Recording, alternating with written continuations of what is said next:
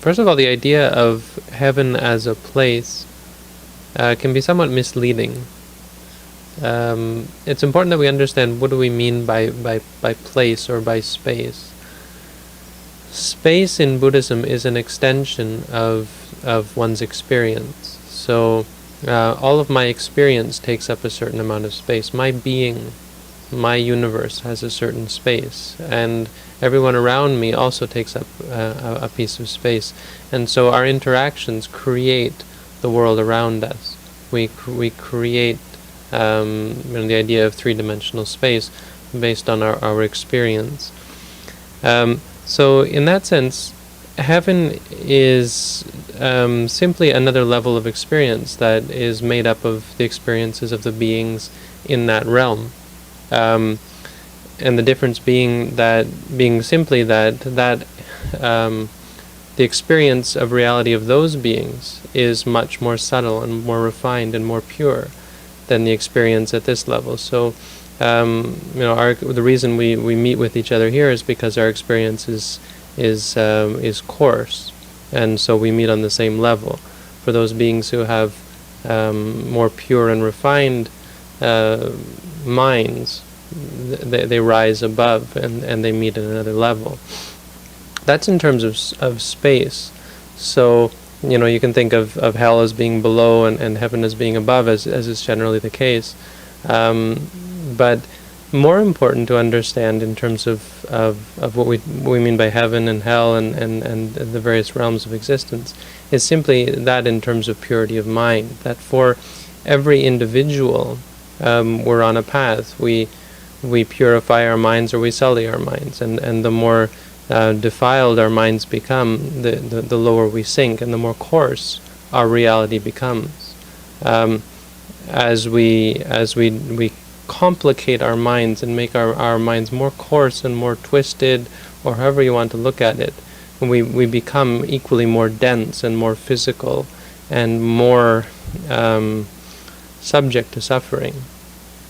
You could say it's similar to a person who does bad deeds and is as a result placed in jail and has to spend some time in jail. As a human being, our past deeds have led us to this level of coarseness. If we had been more coarse in our past lives, we would have sunken lower to become animals, or even to go to a place very similar to hell if it was extreme, if we were murderers or thieves or very immoral people.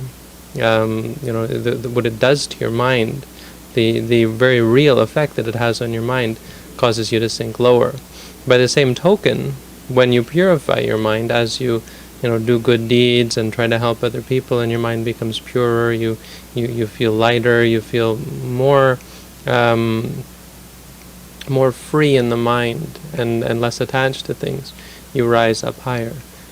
Now, the reason why it doesn't happen where a human being does good deeds and they start floating off the ground is because of the weight of the karma. In this sense, it's similar to being thrown in jail, because people in jail, they can reform themselves, but it doesn't mean they suddenly break out of the jail. They have to live out the term according to their sentence. And the same is true for human beings. We have a very weighty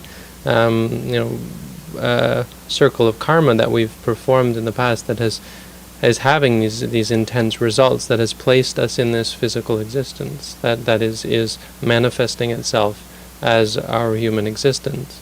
And until that has run its course, it's not very likely that we're going to just rise up to heaven or so on. That being said, this is a good way to explain why good people have a very great difficulty surviving in the world.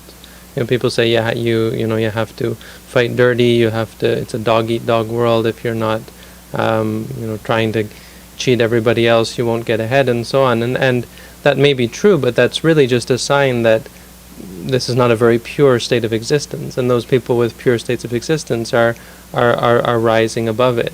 And a person who does good things is eventually ejected into a higher realm, which is really the case with much more simple and pure realms. If you're born in a level of purity, and you die or you leave from that state, it's merely a shift down or a shift up. It's not a death. It's not.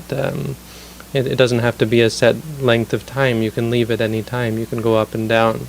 And beings in heaven are said to do this. They're said to go from one level to another quite smoothly, based on their deeds, based on their state of mind, and based on the fulfillment of certain karmas. When they've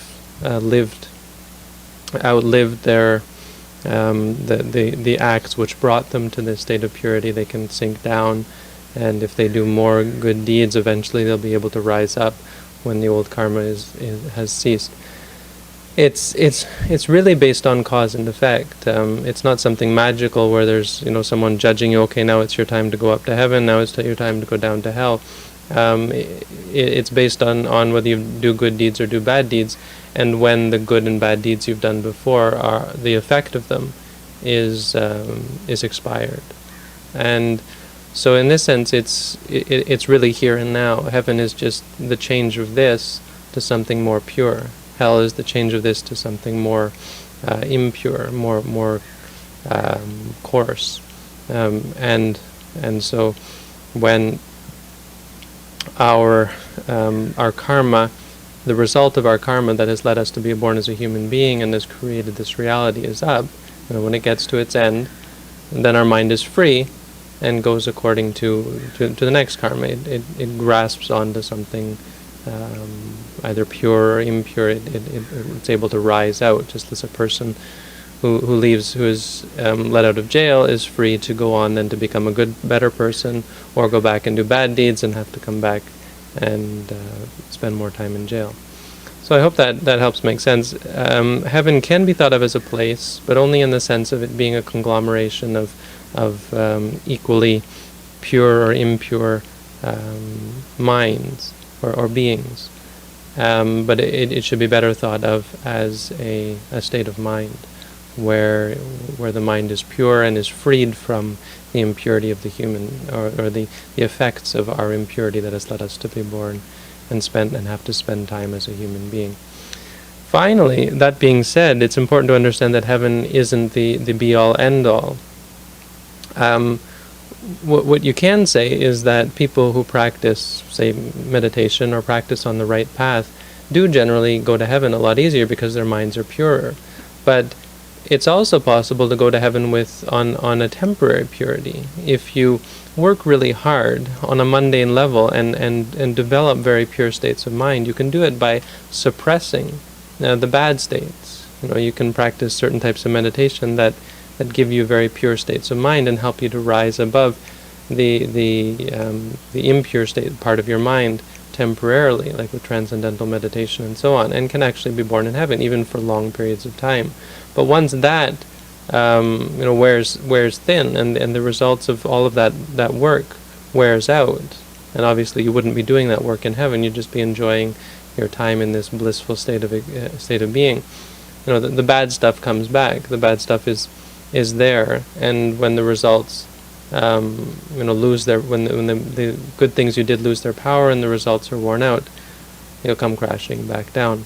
So heaven is not the goal. It's a sign that the mind is pure, but it's important to understand that the important thing is to purify the mind, and sometimes that's easier done in a place like the human world, because we're able to see the ups and the downs of life. A person who's born in heaven due to some temporary deed or some mundane goodness that they've performed and that has elevated their minds to that level can often become intoxicated by it, and they forget to develop themselves further.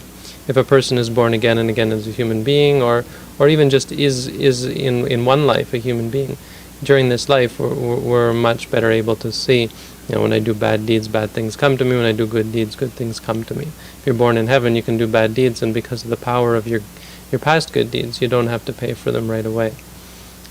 So it can be dangerous in that sense. On the other hand, one of the good things about a place like heaven is you can sit in meditation quite easily and without all the pain and suffering. They say if you're really dedicated to meditation, being born in heaven can be a real great blessing.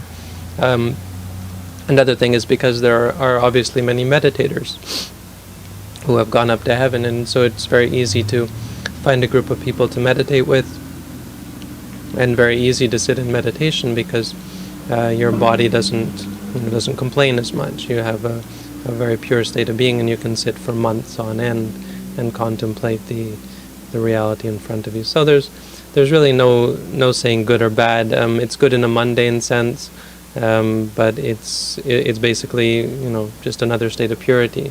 And until you can really understand reality for what it is, it can it's really a meaningless judgment as to where you are on the scale, until it becomes a pure permanent thing where your mind is truly pure and you have no more clinging. You're not just suppressing your bad thoughts, but you're actually understanding them, and you're actually letting go of them, and you're actually giving them up, and they no longer arise again. At that point, then not only are you born, say, in heaven, but eventually you're free from all of this arising of experience. You come back to the center and leave behind all of the outside world. So that doesn't sound too fruity. It's not one of the things I normally talk about, but you asked, and that's my understanding of heaven in terms of Buddhism. Most important thing being, it's just a state of reality, and it's if you enter into that state of reality, you should meditate on it, and you should try to understand it and see it clearly. It's a sign that your mind is pure in some way or another, and a sign that you're on the right path. But it only serves you best to continue to develop greater and greater states of purity, not to become content with being born in heaven or so on.